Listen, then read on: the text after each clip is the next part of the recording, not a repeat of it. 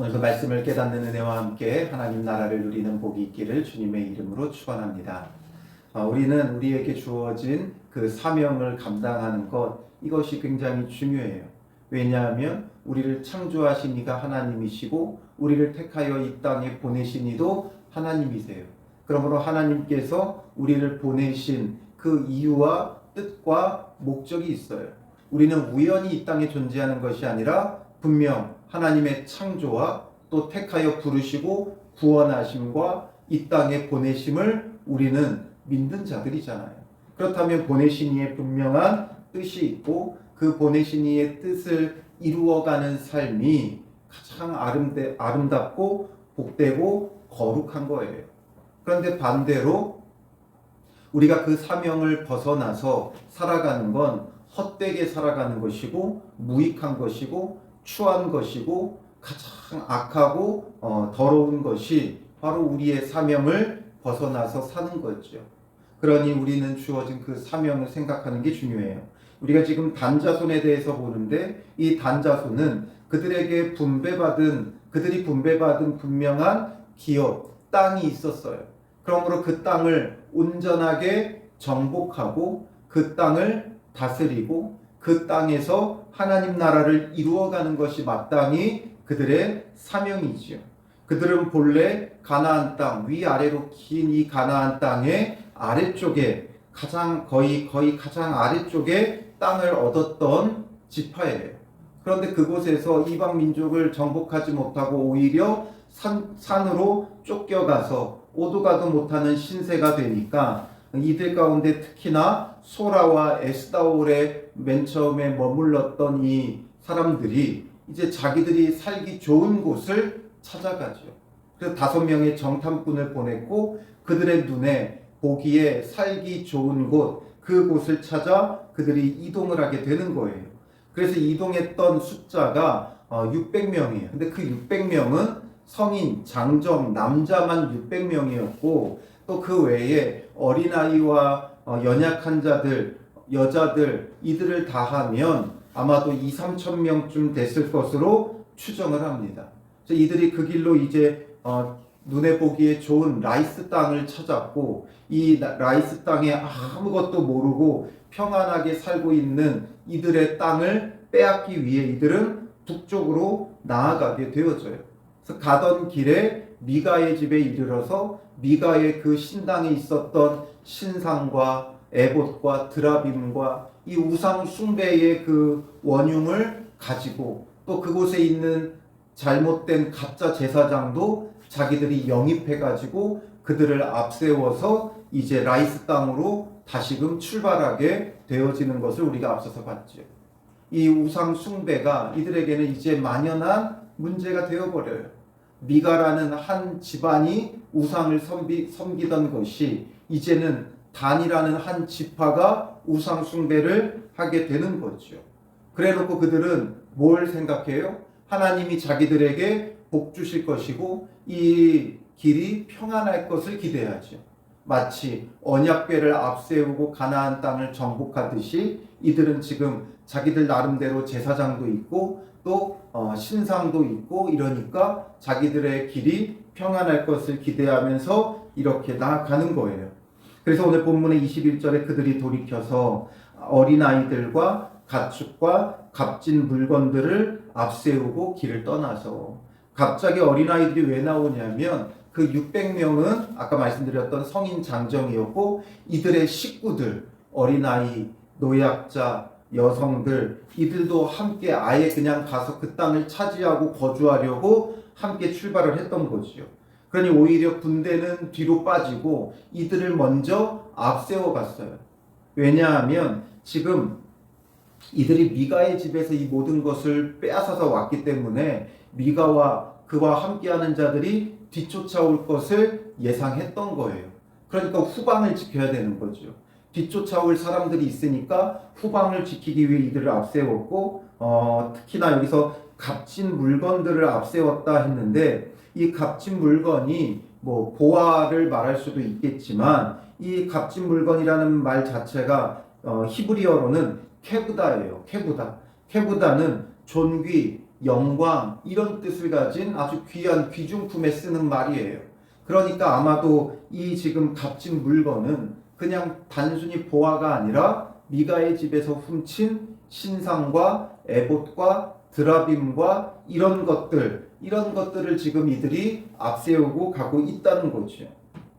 그래서 22절에 그들이 미가의 집을 멀리 떠난 때에 미가의 집을 멀리 떠났어요. 그런데 미가의 이웃집 사람들이 모여서 단 자손을 따라붙어서 아마 뒤늦게 알았겠죠. 왜냐하면 그걸 지켜야 되는 그가 고용했던 제사장도 이들 편이 되어 함께 가버렸잖아요. 그러니까 뒤늦게 이것을 알고 미가가 자기 이웃집 사람들과 아마도 함께 미가의 신당에서 이 신상을 섬겼던 자들이겠죠.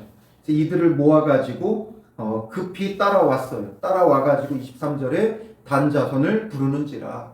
그러니까 그들이 미가에게 이르되, 미가에게 뭐라고 얘기해요? 단지파 사람들이 내가 무슨 일로 이같이 모아가지고 왔느냐.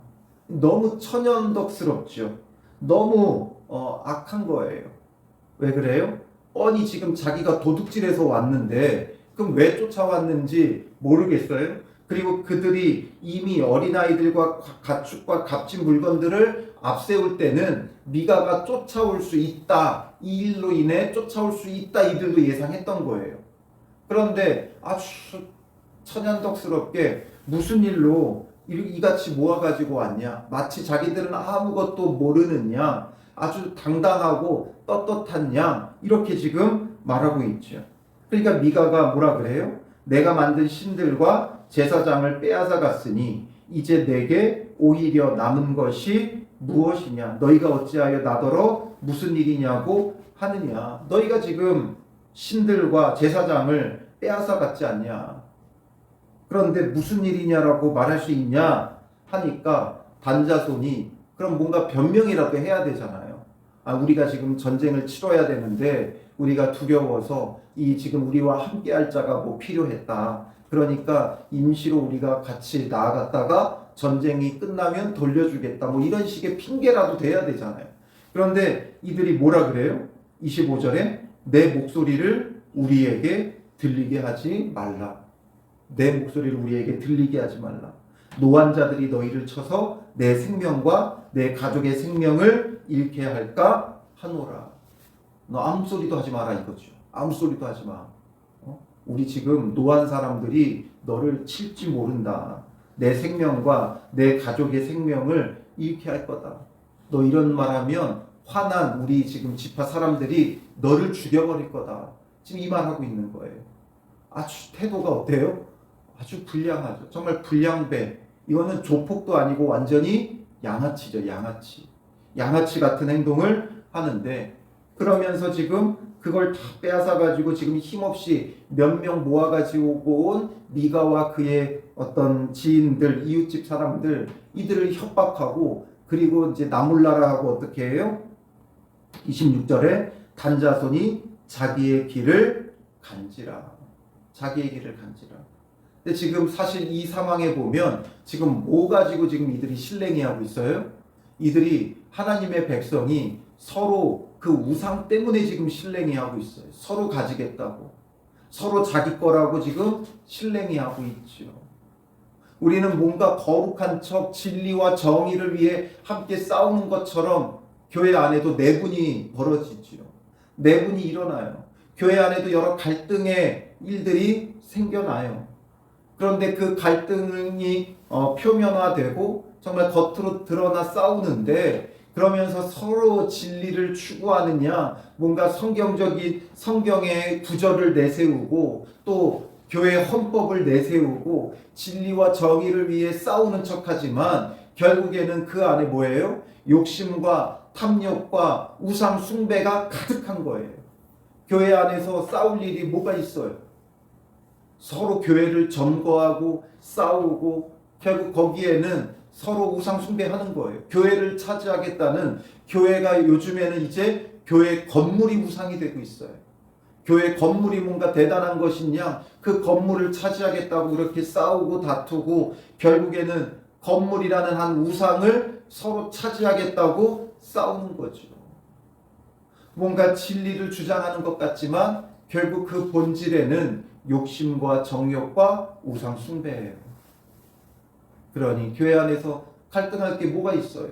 정말 참된 그리스도가 있다면 다 내어줘도 돼요. 다 내어줘도 돼요. 싸울 필요가 뭐가 있어요? 예수님께서 성전에 들어가 뭔가 싸우셨나요? 성전 정화를 하시고 그리고 자기 자신을 십자가에 내어주셨잖아요. 예수님은 자기 자신을 내어주셨어요. 그런데 우리는 뭔가 거룩한 양 막 싸우고 다투는데 결국에는 단과 미가와 다를 바가 없는 거죠. 우리 안에 어떤 갈등과 이런 마음이 있다면 내려놓고 내어주세요. 양보하세요. 그러면 오히려 주께서 우리를 더 선한 길로 인도하시는 거죠. 그래서 미가는 단 자손이 자기보다 강한 것을 보고 강한 것을 봤죠. 그러니까 어떻게 해요? 돌이켜 집으로 돌아갔더라. 돌이켜 집으로 돌아가요. 그런데 지금 이제 빼앗겼잖아요. 내어준 거잖아요. 그럼 이것을 통해서 이가 정말 진심으로 그 우상을 버리면 이걸 내어줘 빼앗김으로 인해 그가 손해나는 게 아니라 빼앗겼지만 정말 이 시간 정말 진심으로 그 모든 것을 내어줘 버리면 어떻게 돼요? 오히려 신앙에는 유익한 거죠. 그게 있으면 계속 그걸 섬길 거잖아요. 내어줘 버리면 오히려 유익해요. 오히려 그 우상으로 인해 입을 화를 면하는 거예요. 그런데 그 마음에서 그걸 내려놓지 못하니까 지금 얼마나 억울하고 분하고 이걸 되찾으려고 했으나 되찾지도 못하고 빈손으로 지금 초라하게 돌아가게 됐죠. 자존심만 상하고 돌아가게 됐어요. 이렇게 말하는데 노환자가 너희 생명을 잃게 할 것이다 막 겁박해도 아무 소리도 못하고 돌아서 가는 비참한 모습 가운데 있죠. 여전히 마음에서 내려놓지 못했어요. 차라리 내어줬다면 오히려 유익한 거예요. 우리도 어떤 갈등이 문제 있을 때 서로 붙잡고 싸우면 결국에는 그게 더 유익하지 못하고 불이해요. 오히려 빼앗기고 내어주는 게 유익할 수가 있는 거예요. 그리고 이제 단자손은 27절에 그렇게 해서 뭔가 이긴 것 같죠. 그런데 미가가 만든 것과 그 제사장을 취하여 라이스에 이르러 결국에는 이 우상과 함께 라이스로 가게 되는 거죠. 그래서 거기에서 한가하고 걱정 없이 사는 백성을 만나 평안히 사는 백성을 만났어요. 그리고 어떻게 해요? 평안히 잘 살고 있는 그 백성을 칼날로 그들을 치며 그 성읍을 불사르되 칼날로 그들을 치고 불살라요. 그리고 그들을 그렇게 해도 그들을 구원할 자가 없었으니 그 성읍이 베드르옥 가까운 골짜기에 있어서 시돈과 거리가 멀고 상종하는 사람도 없었음이었더라. 본래 시돈의 영향력 아래에 있는데 거리가 머니까 시돈으로부터 멀고 또 이들과 상종하는 사람도 없고 마치 고립되어서 아주 안전하고 평안하게 잘 지내던 사람들이에요. 그러니까 우리도 지역에 따라 그런 데가 있잖아요. 왠지 동떨어져 섬과 같은 그런 동네들이 있어요. 그래서 지금 이곳은 희한하게 그렇게 동떨어져 산들이 막고 있고 그래서 이런 약간 요새화된 그런 지역이었기 때문에 그 누구도 구원해 주거나 도와줄 자가 없었던 거예요. 그래서 단자손이 거기다가 어떻게 해요? 성읍을 세우고 거기 거주하면서 이스라엘에게서 태어난 그들의 조상 단의 이름을 따라 그 성읍을 단이라 하니라. 이 지도에 보면 저 위쪽에 단이 있죠.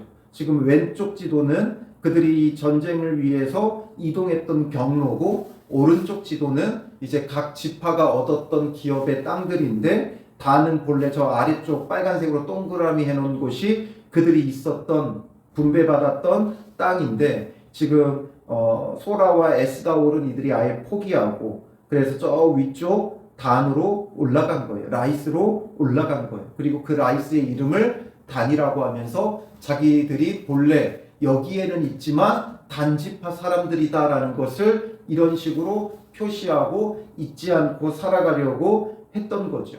그래서 단은 가나안 땅의 양 끝에 이렇게 두 군데 존재해요. 그래서 성경에 보면 가나안 땅 전체를 언급할 때 어떤 표현을 써요? 단에서부터 부엘세바까지. 그래서 이 단이라는 건 그들이 아래쪽에 얻었던 단이 아니라 저 북쪽 끝에 이 라이스 땅을 얻은 이 단을 말하는 것이고, 부엘세바는 이 지도의 글자가 좀 작지만 아래쪽에 보면 거의 하단에 써 있는 게 이제 부엘세바가 요 하단 쪽에 있어요.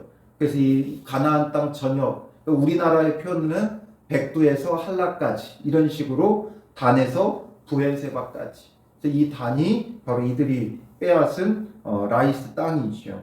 그래서 이곳에 이제 이들이 단이라고 이름하고 30절에 보면 자기들을 위하여 그 새긴 신상을 세웠고 모세의 손자요 게르솜의 아들인 요나단과 그의 자손은 단지파의 제사장이 되어 그 땅 백성이 사로잡히는 날까지 이르렀더라.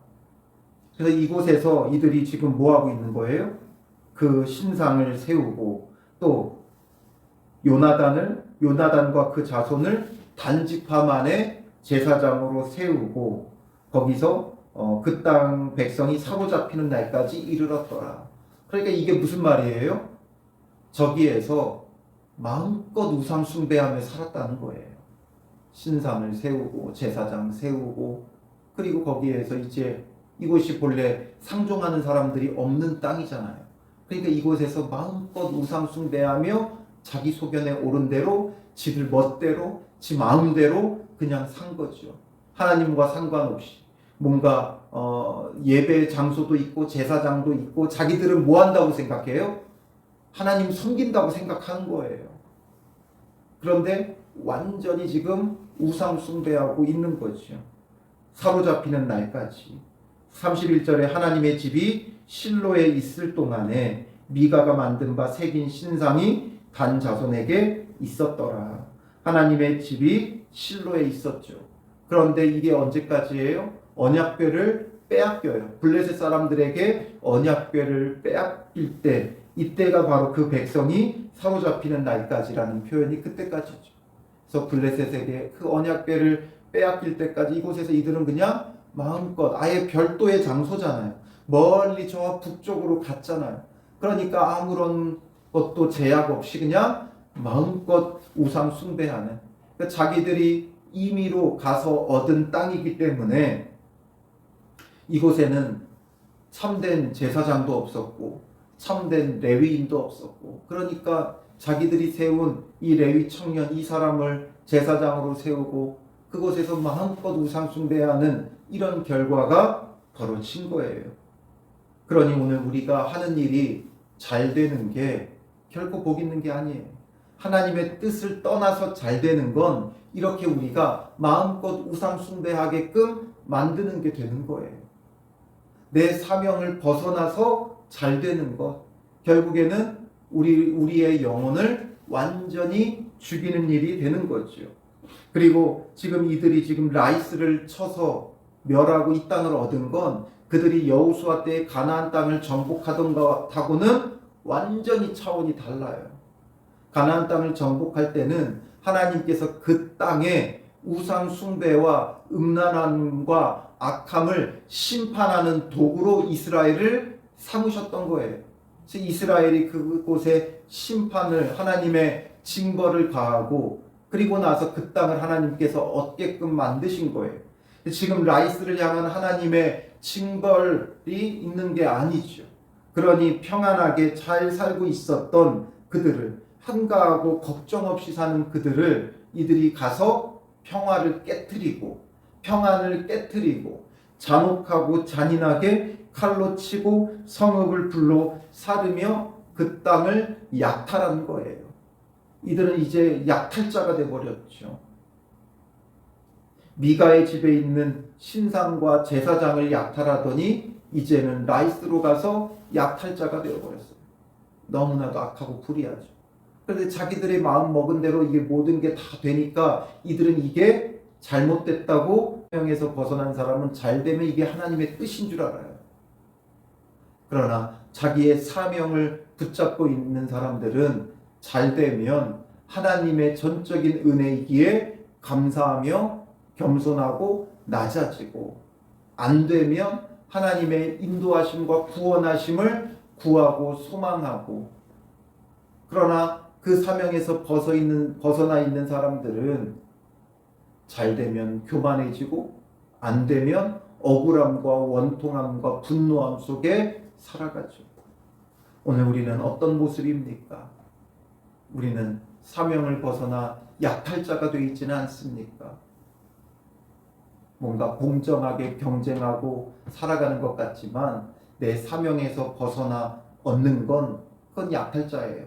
하나님께서 허락하시지 않은 것을 약탈하는 것이기 때문이죠.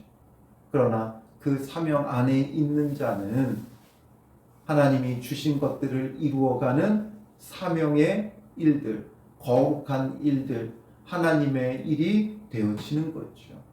오늘 하루도 우리가 주님 안에서 약탈자의 마음을 버리고 하나님이 주신 사명 안에서 겸손하게 또 주신 사명을 감당하며 나가는 믿음의 사람들 되시기를 주님의 이름으로 축원합니다.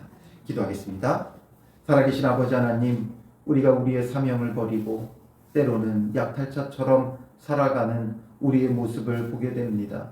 결국에는 우상 숭배요, 헛된 것을 쫓는 우리의 악함과 욕심과 정욕임을 깨닫게 하여 주시고, 멀리 멀리 떠나갔던 우리가 이제는 다시금 그리스도에게로 돌아오게 하여 주시고, 예수 그리스도와 함께 참된 진리를 따르는 믿음의 사람들이 되게 하여 주시옵소서. 오늘도 주어진 삶 속에 약탈자가 아니라 하나님의 선하신 뜻을 이루어가는, 내어주고 섬기는 믿음의 사람들이 되게 하여 주실 줄 믿사오며 예수님의 이름으로 기도합니다. 아멘.